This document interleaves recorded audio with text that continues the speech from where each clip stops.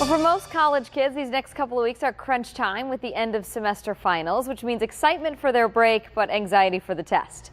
Joining us to talk about what those in the medical community are calling an alarming new trend is Dr. Sabrina Fabi. Dr. Fabi, great to have you. Nice seeing you, Jen. All right, what are we talking about here with regards to ADHD? Yes, so ADHD is something that we've seen increase in the last couple of years.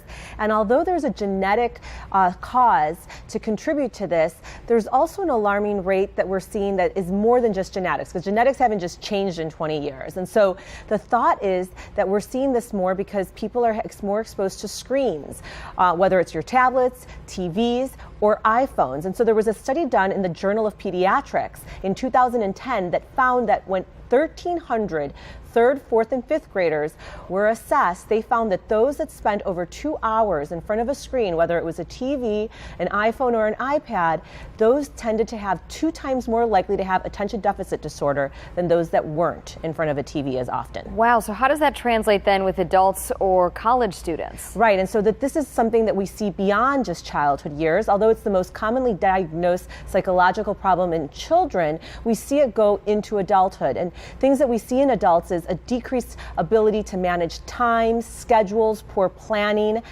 They even have sometimes relationship difficulties. And so when it comes to school, there is thought to be a decrease in ability to focus. And so because of this, we're seeing an increased incidence of the prescription of Adderall and Ritalin, medications that are approved for ADHD. And so because of this increased trend, we're also seeing an abuse in this medication. Okay, so that's what you're calling this alarming trend. We're more, because I feel like we've talked about ADHD before, we've talked about Adderall, we've talked even about people abusing it, but is it getting worse or are they misusing it in other forms? Right, so now 1 in 6 college students will say that they've actually tried some form of stimulant for the treatment of ADHD. And in some campuses, 1 in 3, in a college in Maine, 1 in 3 had actually said that they had tried one of these medications.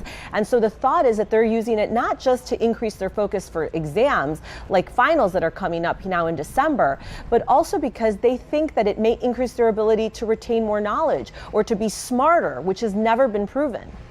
Always some good insight, and we never want to obviously abuse any type of medication, regardless of if it's prescribed to you or not. Dr. Fabi, thanks for being here. Great to see you after a couple weeks. I know. Thanks for having me, Jen. Nice seeing you. Thank you.